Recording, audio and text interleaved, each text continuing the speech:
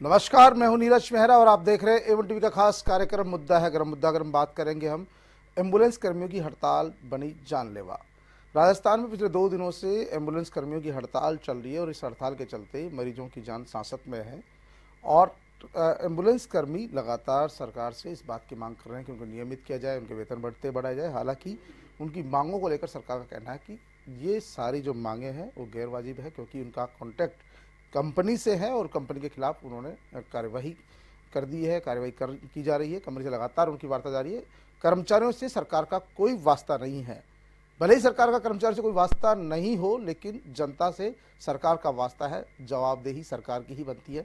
जब लोगों को एम्बुलेंस की आवश्यकता होती है तो वो फ़ोन खड़खड़ा रहे हैं, गनगना रहे हैं, लेकिन वहाँ कोई रिस्पॉन्स नहीं मिल रहा, क्योंकि वो सारे कर्मचारी हड़ताल पर है। ऐसे में सरकार को थोड़ी सख्ती बरतनी होगी, जिससे कि ये हड़ताल टूटे और जो मरीज है उनको राहत मिले। इन सब बातों पर चर्चा के लिए मेरे साथ स्टूडियो मौजूद है कांग्रेस नेता आरसी चौधरी जी। चौधरी जी, आपका बहुत बहुत स्वागत है। बीजेपी नेता है अशोक सिंह शेखावत जी। शेखावत जी, आपका भी बहुत बहुत स्वागत है। आरसी चौधरी साहब, बिल्कुल हड़ताल चल रही है प्रदेश में, हालात आपको पता ही है। जिस तरह की कर्मचारी हड़ताल पर है, मरीजों के लिए आफत बनी हुई है, उनकी जान सांसत में है, कहीं न कहीं मरीज परेशान है, लेकिन सरकार अभी तक उस बात को गंभीरता से नहीं ले रही है। क्यों नहीं सरकार इसको गंभीरता से ले रही, इस पर चर्चा करेंगे। अब जानना चाहेंगे कि जो हड़ताल चल रही है, क्या आप मानते हैं ये हड़ताल वाजिब है? क्या इस तरह की हड़ताल जो एम्बुलेंस कर्मी है, जो आपातकालीन सेवा, जो महत्वपूर्ण सेवा है, वो इस तरह की हड़ताल कर सकते हैं? नीरज जी, सबसे पहले तो सरकार की प्राथमिकता क्या है, सरकार किसके प्रति जवाबदेही ज़्यादा है, इस पर निर्भर करता है। इससे पहले चिकित्सा मंत्री जी थे, उन्होंने कहा था कि मुझे शर्म आती है कि मैं इस सूबे का, इस राज्य का चिकित्सा मंत्री हूँ। मंत्री बदलने से, चेहरा बदलने से सूरत नहीं बदली। सरकार पहले कहती थी कि हम मिनिमम गवर्नमेंट मैक्सिमम गवर्नेंस करेंगे। आज ये तय है कि सरकार 4 साल के उत्तरार्ध पूर्ण होने के बावजूद अंतिम वर्ष के अंदर सरकार है। यहाँ पे मरीज हैं, वो उनकी प्राथमिकता पे नहीं है। वर्तमान जो चिकित्सा मंत्री हैं, उनका गुरूर और उनका अहंकार इतना बड़ा है कि वो प्रदेश की जनता के प्रति कम जवाबदेह आते हैं और अपने विकास और अपने विवेक के प्रति वो ज़्यादा वचनबद्ध नजर आते हैं। आज सरकार जिस प्रकार से, जो आप बात कर रहे थे कि जो निजी कंपनी है वो इनको ऑपरेट कर रही है, ये सरकार के अधीन नहीं है। सरकार एक छोटे से वक्तव्य दे के किस प्रकार से प्रदेश की जनता से जवाबदेही से दूर जाना चाह रही है। मैं सरकार से पूछना चाहता हूँ कि अगर आप इस प्रकार से कर रहे हैं, आज जो राजधानी के अंदर जो पीएचसी सीएचसी हैं, जिनको आप निजीकरण के मॉडल पे दे रहे हैं, कल आप ये कहेंगे कि इनके संचालन की जिम्मेदारी हमारी नहीं है, क्योंकि ये तो निजी मॉडल पे हैं। आखिर इस प्रदेश की जनता के स्वास्थ्य की जवाबदेही किसकी है? सबसे पहले इस सरकार को इस बात पे तय करना चाहिए। अगर सरकार ये कहती है कि इस सरकार में चिकित्सा का जो संचालन है वो निजी कंपनी के हाथों में है, तो सरकार को यह कह देना चाहिए कि हम चिकित्सा के प्रति जवाबदेह नहीं है। आखिर क्यों एक मंत्रालय वहां पर सरकार ने बना के रखा है? प्रदेश के लोगों के लिए 108 और एम्बुलेंस जीवनदायिनी रेखा है। एक वो जो गरीब, जो इसमें सरकार को गणेश मानता है, भगवान मानता है, उसने राम को तो प्रत्यक्ष रूप से नहीं देखा, लेकिन जब सरकार को जिस रूप से देखता है, और आज जिसका अपना प्रियजन, जिसको वो निजी वाहन से नहीं ले जा सकता, एक एम्बुलेंस की उम्मीद में सड़क पर लड़खड़ाता हुआ अगर उसका दम तोड़ देता है, उसके दिल पे क्या गुजरती होगी, ये शायद सरकार नहीं जान पाई। सरकार एक छोटा सा वक्तव्य देके अपनी जवाबदेही से बचने का जो कुसंगत प्रयास है, वो सरकार की संवेदनहीनता को दर्शाता है कि सरकार किस प्रकार से संवेदनहीन हो चुकी है प्रदेश की जनता। सही कहा आरसी चौधरी जी, सरकार की संवेदनहीनता को दर्शाता है जब एक मरीज जो रोड पर किनारे एम्बुलेंस की उम्मीद में, इंतजार में दम तोड़ देता है, तो कहीं न कहीं ये लगता है कि सरकार के लिए बड़ा तमाचा है। अशोक सिंह जी, आप किस तरह देखते हैं? क्योंकि मंत्री जी ने जो जवाब दिया है, मुझे लगता नहीं है कि क्योंकि एक जो सरकार के लिए इस तरह का जवाब देना ठीक है, क्योंकि सरकार जनता के प्रति जवाबदेह है। हो सकता है जो कंपनी है उसके प्रति जवाबदेह नहीं हो, लेकिन जनता के प्रति सरकार जवाबदेह है। मैं आपको पहले बताना चाहता हूँ, 2008 के सितंबर के लगभग ये 108 के लिए एक व्यवस्था की गई कि 5 व्यवस्था राजस्थान के अंदर, और उसमें संचालन के लिए कि जो सड़क में दुर्घटना में या प्रेग्नेंट में महिलाओं का या और किसी भी जिनको तुरंत उपचार मिले, और 20 मिनट में या 15 मिनट के अंदर उनको शहर से लेकर के एक व्यवस्था की गई 5 एम्बुलेंस की। फिर बाद में भारतीय जनता पार्टी नहीं रही, कांग्रेस की गवर्नमेंट आई। तो ये इशू आया कि इसमें ये क्या वेतन वृद्धि का भी आया, अवकाश का भी आया, और ये जो पीपीपी मॉडल पर दिया गया, ये भारत के स्तर पर दिया गया। उसमें 2009 और 10 के अंदर कांग्रेस के समय में इन्हीं कर्मचारियों ने यह हड़ताल की कि साहब हमें नियमित रूप से किया जाए, आप हमें जो जितनी भी ये आज मांगी कह रहे हैं साहब 15 मांगे थी, 15 मांगों में से 12 मांगे उन्होंने उस समय भी उनके सामने रखी थी। फिर 2013 के अंदर भी इन्होंने हड़ताल करी, लेकिन इनका एक भी कांग्रेस की गवर्नमेंट ने एक भी वादा उनका पूरा नहीं किया। वर्तमान में आपको बता दूं कि वर्तमान के अंदर कल इसकी मीटिंग हुई है, उससे पहले एक दौर की वार्ता हो चुकी थी, उसमें वीणा गुप्ता जी भी थे, नवीन जी जैन थे। मंत्री जी ने उन्हें साफ हिदायत दे दी है कि इसको जल्दी से जल्दी सॉर्ट आउट करो। इसका 1 या 2 दिन के अंदर सॉर्ट आउट हो जाएगा। इनकी जो मांगे हैं सहानुभूति पूर्वक सरकार भी विचार कर रही है और कंपनी को भी पूर्णतः से हिदायत दी जाएगी कि जिस प्रकार से आपने ये कॉन्ट्रैक्ट कंपनी के द्वारा लेबर से कर्मचारियों से किया गया है, उस कॉन्ट्रैक्ट की पूर्णतः पालन हो। जहां तक आपको बताऊं, लीव की बात आती है, अवकाश की आती है, उनको अवकाश है 20 दिन का अवकाश दिया जाता है और गवर्नमेंट हॉलीडे है वो जैसे सरकार के अनुसार है वो दिया जाता है, चाहे पारी के हिसाब से उनको दिया जाए। और वेतन वृद्धि की बात है, वेतन वृद्धि के लिए मंत्री जी ने साफ कह दिया है कि आप इन की जो मांगे हैं इन पर कंपनी और जो सरकार के जो 2 नुमाइंदे बिठाए हैं, जिनको बैठ करके आज या कल के अंदर उसका निदान हो जाएगा। और मैं कर्मचारियों से भी ये निवेदन करता हूं कि आप जिस प्रकार से सरकार का पार्ट हो और उस पार्ट के हैसियत से आप जो जनता के प्रति आपके भी थोड़ी बहुत दायित्व बनता है। जो कई मरीज हैं जो दुर्घटनाओं में अशोक जी जिस तरह की बात आप कह रहे हैं, लोगों को अशोक जी आप जिस तरह की बात कह रहे हैं, लगता नहीं है बैकडोर एंट्री होगी, क्योंकि जब ठेका कर्मियों कंपनी को अपना ठेका दे रखा सरकार ने और सरकार उस कंपनी से काम लेना चाहिए सरकार को, लेकिन वो कंपनी काम ठीक से नहीं कर पा रही है, कर्मचारियों को समय पर वेतन नहीं दे पा रही है, उनको सुविधाएं नहीं दे पा रही है, क्यों नहीं सरकार उस कंपनी के खिलाफ कार्रवाई करती है? मैंने यही तो कहा कि कल इसकी मीटिंग हुई है। इस मीटिंग में साफ कहा, मंत्री जी ने कहा कि इसमें यदि किसी प्रकार की इलीगलिटी आती है, यदि उनका कोई दायित्व बनता है तो उनके खिलाफ कोई एक्शन भी लिया जाएगा। इसमें साहब 1-2 दिन के लिए इसमें सॉर्ट आउट हो जाएगा। और मैं कर्मचारियों के लिए मैं आपको पूर्व से कह सका हूँ कि आप जो जितने भी कर्मचारी हैं वो आए और अपना जी कह रहे हैं कि मंत्री जी ने आश्वासन दिया है कि आने वाले 1-2 दिन में व्यवस्था सही हो जाएगी। क्या जिस तरह की वार्ता चल रही है, जिस तरह के बयान आ रहे हैं सामने, उसको देखते हुए आपको लगता है कि ये जो ठेका कर्मी है आए दिन इस तरह की जो डिमांड्स करते हैं, क्या वो, मुझे लगता है कि वो भी शायद जायज़ नहीं है, क्योंकि जो कंपनियां सरकार जब ठेका देती है किसी भी कंपनी को तो उसकी नियम और शर्तें होती है। उन नियम और शर्तों के अनुसार यही होता है कि उनको नियमित नहीं किया जा सकता। लेकिन यदि कोई सरकार या कोई पार्टी इस बात के दावा करती है कि वो उनको नियमित कर देगी, तो ये उन लाखों करोड़ों युवाओं पर कुठाराघात होगा जो इसके लिए बैठे हैं, तैयारी करते हैं कि जब वैकेंसी निकलेगी वो उस पर भर्ती होंगे, उस पर फार्म भरेंगे, नौकरी करेंगे। लेकिन अगर ठेका कर्मियों को ही नियमित किया जाने लगा, उनको ही वेतन भत्ते दिए जाने लगे, तो फिर ये एक तरह से बैकडोर एंट्री भी साबित होगी।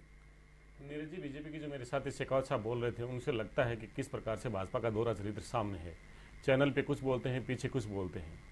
अभी ये कह रहे थे कि मंत्री जी ये करें कि सरकार की कोई जवाबदेही नहीं है, निजी कंपनी संचालन कर रही है, जवाबदेही नहीं है। मैंने कब कहा आपको? मैंने आपको आपने जो कहा उसकी बात में मैंने ये सब नहीं कहा जवाबदेही नहीं है, इसलिए मैं कह रहा हूँ आपको जवाबदेही क्यों नहीं है। मंत्री का बता रहा हूँ, मैं मंत्री का बयान बता रहा हूँ, आप सुन लीजिए। अगर आप निश्चित रूप से अगर प्रदेश की जनता के प्रति व्यतीत हैं तो निश्चित रूप से बात सुनिए। आप अगर है तो सुन लीजिए। आपके समय क्या हुआ? आपने 2 बार हड़तालें सुन लीजिए। शेखावत जी आप एक बार अपनी बात सुनिए। 163 जनता ने जनादेश आपने यूं ही दिया।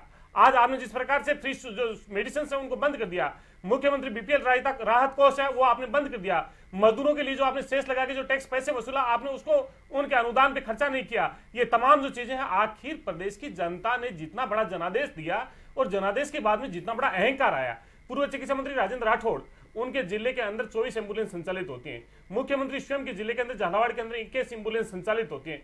इन एम्बुलेंस के अंदर भी जो 14 एसेंशियल जरूरत है, ऑक्सीजन का सिलेंडर है, बीपी है, नेबुलाइजर है, सक्शन मशीन है, तमाम इस तरह की जो बीपी का इंस्ट्रूमेंट्स है, एसी है, तमाम इन चीजों का एक नहीं कर पाए। 2013 में मेरे साथियों ने जीवीके कंपनी को इसको दिया। आज ये करें, सरकार बड़ी बेहद गंभीरता से विचार करिए। अचानक ऐसा नहीं आया कि उन्होंने अचानक वहां पे वो हड़ताल पे चले गए। इससे पहले वो तमाम जिला कलेक्टर के माध्यम से तमाम अपने चिकित्सा मंत्री को बहुत 5 साल के लंबे समय से उन्होंने मांग को लेकर आंदोलनरत हैं और बार बार उन्हें आश्वासन मिला और विश्वास मिला, और विश्वास मिलने के बाद में सरकार के कान पे जू नहीं रेंगती है।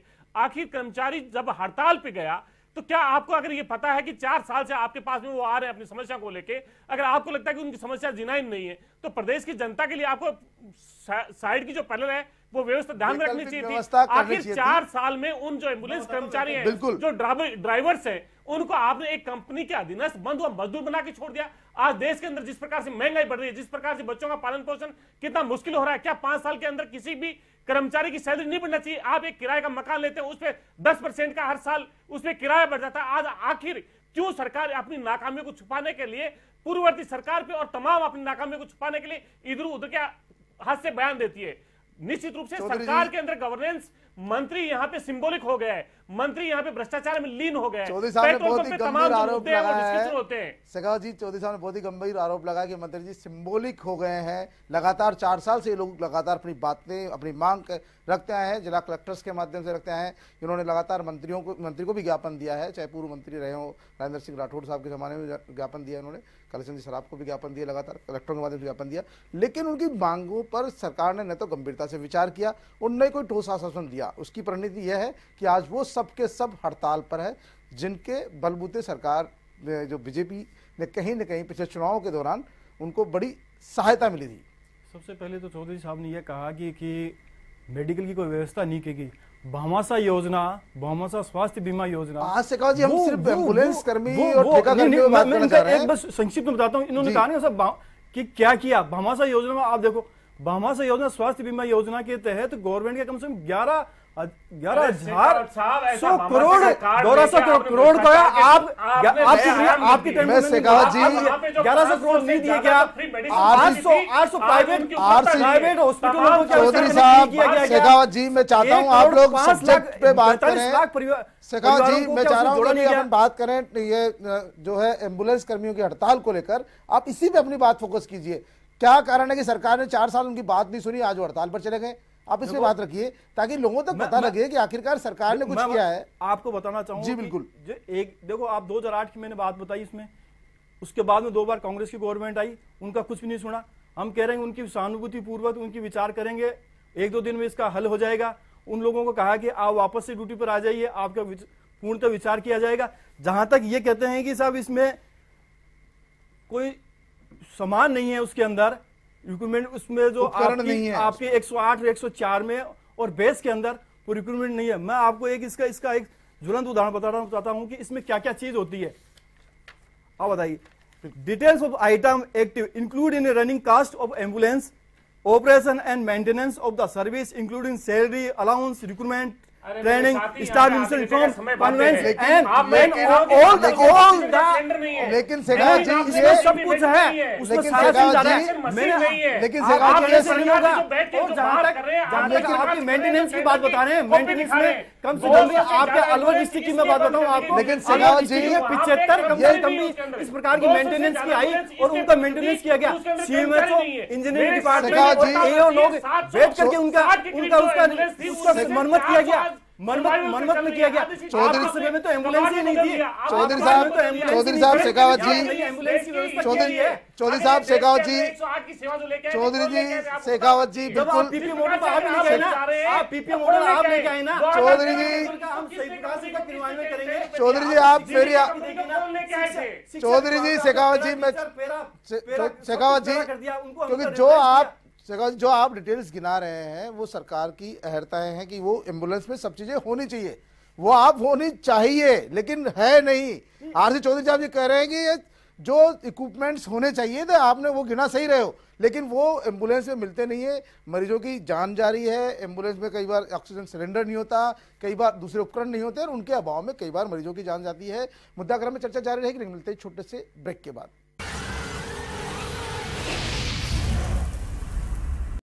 ब्रेक के बाद आपका पुनः स्वागत। हम बात कर रहे थे मुद्दा गरम में एम्बुलेंस कर्मी की हड़ताल बनी जानलेवा।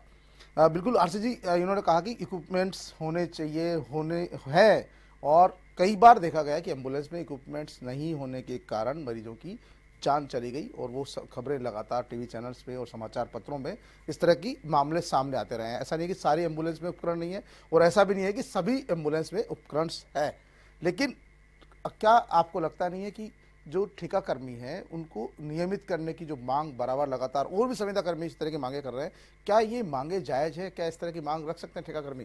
क्योंकि सरकार के पास उनको नियमित कर रखने की व्यवस्था नहीं होने के कारण ही वो इस तरह का रास्ता अपनाती है कि वो ठेका या कंपनी या किसी को इस तरह कॉन्ट्रैक्ट देती है। नीरज जी, ये जितने भी जो संविदा कर्मी हैं वो तमाम इस प्रदेश के ही निवासी हैं, प्रदेश के ही लोग रहने वाले हैं।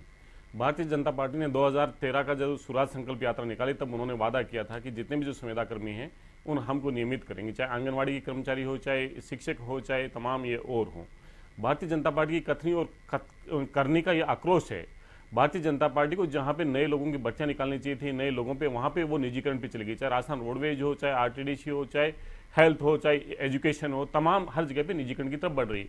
दूसरी तरफ इस प्रकार के ये जो है उनके साथ में तो जितना बुरा हो रहा है उसकी कल्पना की जाए तो ये तो मुझे लगता है कि अरब कंट्रीज में जिस प्रकार से भारतीयों को बंधक बना लिया जाता है कंपनी में, उससे ही ज्यादा संगीन इनके साथ में हो रहा है। 5 साल से वो कर्मचारी अपनी एक तो ड्यूटी की कह रहा है कि मुझे 8 घंटे की ड्यूटी के लिए कर दिया जाए, मेरी जो सैलरी है उसका मुझे थोड़ा उस पर बढ़ाना चाहिए। आज वो नियमितीकरण की तो बात उसकी सेकेंडरी है, वहां पे वो ये कह रहे हैं 5 साल में कितनी महंगाई बढ़ी है, आखिर क्या उसका हक मांगना गुनाह है क्या? आपने सरकार ने जो वादा किया, वादा क्यों नहीं निभा रही? आखिर 1500 के करीब इस पूरे प्रदेश के अंदर एम्बुलेंस दौड़ रही हैं और वो एम्बुलेंस वो गरीब लोग जो रोड पे चलता हुआ साइकिल से, मोटरसाइकिल से कैजुअलिटीज हो जाती है, जो घर पे महिला, जो गरीब महिला है उसके प्रेगनेंसी है, उन तमाम लोगों के लिए वो जवाबदेह है ताकि उनको लेकर निकटतम चिकित्सालय के अंदर जल्दी से जल्दी उनको रिलीफ मिल पाए। आज मैं ये कह रहा हूं कि 750 के करीब जो 108 एम्बुलेंस है उसमें से 400 ही काम कर रही है।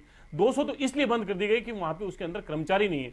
आप पीएचसी सीएचसी को जब आप कॉन्ट्रैक्ट बेसिस पे दे रहे हो तो उसके अंदर रहने वाला जो एक नर्सिंग स्टाफ है आपके पास में, अगर वो नहीं है, आप उनके अंदर जो बेसिक जो चीजें हैं, ऑक्सीजन, बीपी का मीटर नहीं है। मैं तो ये कहूंगा कि भारतीय जनता पार्टी के राष्ट्रीय अध्यक्ष की उपस्थिति के अंदर जब जनता पार्टी के कार्यालय के अंदर मीटिंग चल रही है और उसी दौरान सांवरमल जी के साथ में आधे घंटे तक एम्बुलेंस नहीं मिलती है, यहां से चंद दूरी पे पहुंचने के लिए, एसएमएस तक पहुंचने के लिए, अगर राजधानी की हालत ऐसी हो तो दूर दराज के इलाकों की स्थिति क्या होगी? और उस एम्बुलेंस के अंदर जिसमें ऑक्सीजन का सिलेंडर नहीं हो। भारतीय जनता पार्टी को आज इस प्रदेश की, क्योंकि आप राम के बाद में राज पे जनता विश्वास करती है, उस राज, इस प्रदेश की जनता को आप अपने आईने को उठा के देखिए। आपके चिकित्सा मंत्री, सही कहा तमाम जनता राम के बाद राज पर भरोसा करती है शेखावत जी, क्योंकि जिस तरह की बात है, जिस तरह के लगातार आरोप है, और ये मांग जायज भी है क्योंकि 5 साल से कोई कर्मचारी लगातार ठेका कर्मी है और वो काम कर रहा है, उसका वेतन नहीं बढ़ाया जा रहा है, जबकि कंपनियां सरकार से उन कर्मचारियों के नाम पे सभी तरह के वेतन भत्ते उठाती है लेकिन वो उनको नहीं देती है, जिसका नतीजा है कि वो कर्मचारी आज हड़ताल पर है। फिर जब सरकारें, राजनीतिक पार्टियां जब होती है, वो सत्ता में आने के लिए इस तरह के वायदे करती है, तो क्यों नहीं इस तरह के वायदों पर कुछ न कुछ इम्प्लीमेंट हो, ताकि जो प्रदेश का युवा है, जो बेरोजगार है, जो ठेका संविदा के चक्कर में उनको लगता है कि मैं आने वाले समय में नियमित हो जाऊंगा तो मेरे परिवार का गुजर बसर होगा, लेकिन वो नियमित होने की उम्मीद में इस तरह जब उसके साथ अन्याय होता है तो फिर इस तरह उसको हड़ताल पर आना पड़ता है और उसका खामियाजा आम मरीज को, आम लोगों को भुगतना पड़ता है। शेखावत जी, इन्होंने आंगनबाड़ी की बात उठाई, 4700 को इनके था इनका, और इन्होंने इनकी गवर्नमेंट की सरकार के अंदर, कांग्रेस की गवर्नमेंट में, आप मेरे मत बोलिए, आपका ओनली 400 रुपये बढ़ाया, 1300 रुपये आंगनबाड़ी कार्यकर्ता को बढ़ाया, उनका 40% से बढ़ाया। आप बताओ वेतन वृद्धि के लिए किया नहीं किया? वेतन वृद्धि पूरा किया कैसे? आपको बताओ 2008 के अंदर भाजपा गवर्नमेंट की, शेखावत जी, चौधरी साहब, मुझे लगता है राजनीतिक पार्टियों को चुनाव में जाने से पहले, इस तरह के वायदे करने से पहले थोड़ा बहुत विचार जरूर करना चाहिए कि सत्ता के लिए झूठे वायदे नहीं करने चाहिए, मेरा मानना है। निश्चित रूप से झूठे वादे कांग्रेस करती है, भारतीय जनता पार्टी करती है। भारतीय जनता पार्टी के मैनिफेस्टो में जो चीजें थी उनको पूर्णतः पूर्ति करिए। उनकी जैसे नहीं है कि गरीब के नाम पे आज नेहरू जी से लेकर के आज राहुल गांधी जी तक गरीब का एक कोष बनाएंगे, वो कहते थे गरीबी हटाएंगे। इतने साल, 70 साल राजस्थान करने के बाद में भी आज गरीबी की ये बात करते हैं, गरीबी के नाम से सत्ता पर आते हैं, आज भी कहते हैं साहब गरीबी के नाम से हम करेंगे, और जहां गरीबी का आप क्या करेंगे? शेखावत जी की बात सुनेंगे तो लोगों को, दर्शकों तक इनकी बात पहुंच पाएगी। जब ये बात अपनी खत्म करें तो चौधरी साहब आप अपनी बात रखिएगा बिल्कुल, क्योंकि आपका विरोध अपनी जगह जायज है, लेकिन एक बार उनको अपना पक्ष रखने दीजिए। शेखावत जी, इन्होंने कहा कि ये जो सरकार की वादा खिलाफी है उसी का नतीजा है कि आज हड़ताल पर है। आपका क्या कहना है? इस तरह के वायदे सरकारों को, ये पॉलिटिकल पार्टियों को नहीं करने चाहिए जनता से। देखो, भारतीय जनता पार्टी ने जो वादे किए हैं वो वादे पूरे क्रियान्वित भी करे हैं, कुछ वादे कुछ मैनिफेस्टो में रह गए हैं, वो आने वाले कुछ महीनों में उनकी पूर्ति कर दी जाएगी। बाकी इनके आप कह रहे हैं कांग्रेस गवर्नमेंट के अंदर हमने जो वादे किए हैं वो क्या किए नहीं किए हमें मालूम है। आपने कोई वादे नहीं किए, लास्ट में आकर के लोगों को भी दिया, आपने दी, जो जनता ने हमें बता दिया कि कितनी सीटें, 163 सीटें बीजेपी की आई, आपकी क्या आई, किससे आई? जहां तक आपका पूरा भारत की बात करते हैं तो भारत में आप देखो कितनी स्टेटों में भारत सरकार आ चुकी है, जीएसटी का देख लीजिए, नोटबंदी का देख लीजिए, सब कुछ भारतीय जनता पार्टी के पक्ष में आया है। आप जहां तक ये कहते हैं कि साहब पीएससी कितनी हुई, आपको बता दूं कम से कम नई पीएससी जो खोली गई है वो खोली गई है 300 के लगभग, इनके समय खोली गई 152। जहां तक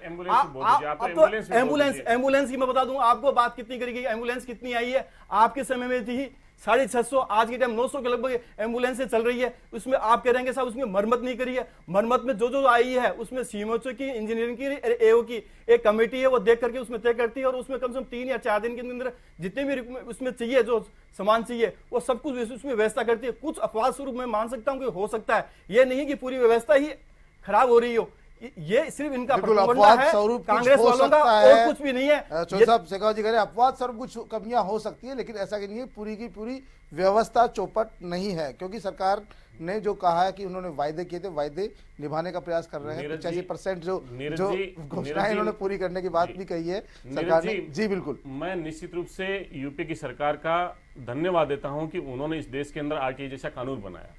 आरटीआई के अंदर जो जानकारी मांगी गई, उस जानकारी के अंदर ये कहा गया कि 200 एम्बुलेंस इसलिए बंद है कि वहां पे उसके अंदर कर्मचारी नहीं है।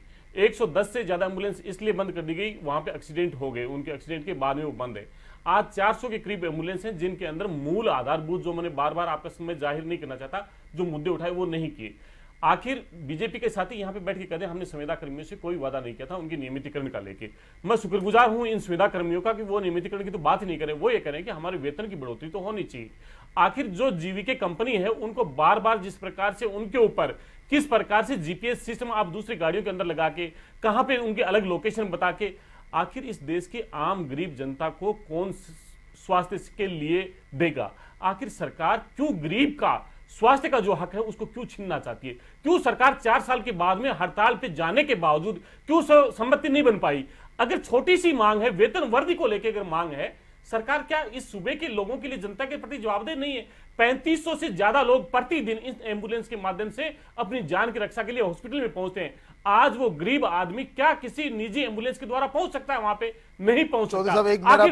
मेरा एक आपसे सवाल है, चौधरी साहब मेरा एक आपसे सवाल है, क्या सरकार संविदा कर्मियों का सीधा वेतन बढ़ा सकती है? क्योंकि जब उस सरकार ने ठेका उस कंपनी को, जेवीके को दे रखा है, तो क्या कर्मचारी सरकार से मांग मानने को उनके जिम्मेदार है इसके लिए? कंपनियों के ठेके बदले जाते हैं, बिल्कुल, आपने जो अहम बात कही है ये अहम बात है। क्यों नहीं सरकार जीवीके कंपनी पे कार्रवाई कर रही है? क्यों नहीं शेखावत साहब, जीवीके कंपनी के खिलाफ सरकार को एक्शन लेना चाहिए? क्योंकि जब वो कर्मचारियों का शोषण करिए, युवा हमारे प्रदेश के हैं चाहे दूसरे प्रदेश के हों, लेकिन युवा उसके साथ जुड़े हुए 5-5 साल से जो लोग नौकरियां कर रहे हैं, क्यों नहीं उनकी वेतन वर्दियां हो रही, जबकि सरकार से वो लगातार वेतन वर्दी का फायदा उठा रहे हैं, उनकी छुट्टियों का पैसा वो नहीं देते हैं, जबकि सरकार से छुट्टियों का भी हिसाब किताब पूरा रखा जाता है। उनको ओवर टाइम 8 घंटे के बजाय उनसे 10 से 12 घंटे काम लिया जा रहा है, जबकि वो गैर कानूनी। तो क्यों नहीं सरकार उस कंपनी पर एक्शन ले रही? सबसे बड़ा सवाल यह है कि क्या आखिरकार सरकार को उस कंपनी के खिलाफ एक्शन नहीं लेना चाहिए? क्या उसकी जांच पड़ताल नहीं करनी चाहिए, जिससे उन कर्मचारियों को राहत मिलती? अगर सरकार का एक्शन उस कंपनी के खिलाफ होता, कहीं न कहीं उस कंपनी में डर होता, तो आज इन कर्मचारियों को हड़ताल पर जाने की आवश्यकता नहीं पड़ती। देखो, टर्म्स एंड कंडीशन बंदी होती है किसी के एग्रीमेंट की सरकार के द्वारा, इस कंपनी के थ्रू। जो ये टर्म्स एंड कंडीशन है वो आज की नहीं है, कई सालों से ये चलती आ रही है, सेंट्रल गवर्नमेंट के हिसाब से टर्म्स एंड कंडीशन है। उसके अलावा 2014 के अंदर एक नोटिफिकेशन राज्य सरकार ने भी जारी किया कि किस हिसाब से टर्म्स में हम स्टेट में कर सकते हैं आपका। उसमें साफ साफ लिखा हुआ है कि आप लोगों के यदि ये 108 में आएंगे और 104 में आएंगे, जो इमरजेंसी सेवा में 104 की मैं बात करूं, 4 वाली जो जननी सुरक्षा योजना के अंदर ये एम्बुलेंस लगाई है, भारतीय जनता पार्टी की सरकार आई उसमें उसे लगाई। ये कह रहे थे कि साहब, चौधरी साहब कह रहे थे साहब ये 200 कम कर दी है। आप 200 बताओ, इसमें कम से कम आपको बताऊं, आपको 200 एम्बुलेंस है जो जननी सुरक्षा योजना में लगाई है। बेस है, बेस के अंदर 60 जो लगाई एम्बुलेंस लगाई है, यानी उसकी पूर्ति,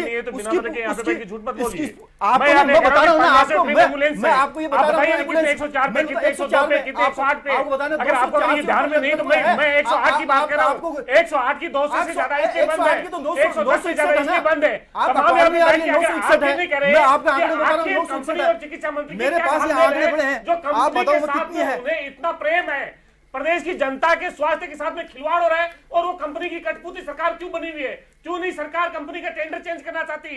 सरकार जनहित के अंदर सरकार जनहित के अंदर लेकिन शेखावत जी, जनता मर रही है।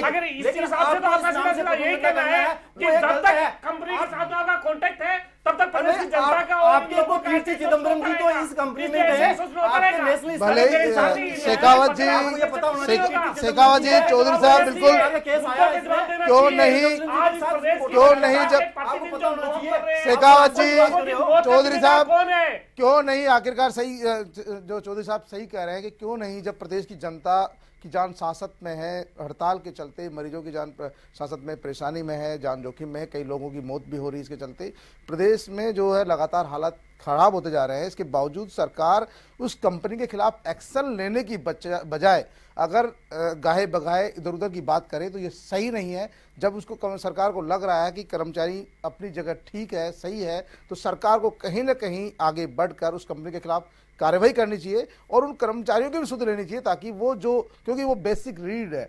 क्योंकि जो सरकार का मूलभूत जो काम है चिकित्सा, स्वास्थ्य, सड़क, बिजली, पानी, उसी का महत्वपूर्ण अंग है। और जब पूरे प्रदेश में इसके हालात ख़राब है, कई एम्बुलेंस बंद कर दी गई है, कई जो एक्सीडेंट जो एम्बुलेंस के होते हैं उनको बंद कर दी गई है, तो कहीं ना कहीं जो स्थिति विकट है, परेशानी में है और सरकार अभी भी जो कंपनी के खिलाफ एक्शन लेने की बजाय उस पर टालम टोल की जो नीति अपना रही है, उसी का परिणाम है, खामियाजा है कि ये हड़ताल लंबी खिंच रही है और उसका खामियाजा आम मरीज को भुगतना पड़ रहा है। जो दुर्घटनाग्रस्त व्यक्ति हो रहे हैं उनकी जान इसलिए जा रही है क्योंकि उस समय से अस्पताल नहीं पहुंच पा रही। आप दोनों स्टूडियो आए, आप दोनों का बहुत बहुत आभार, नमस्कार।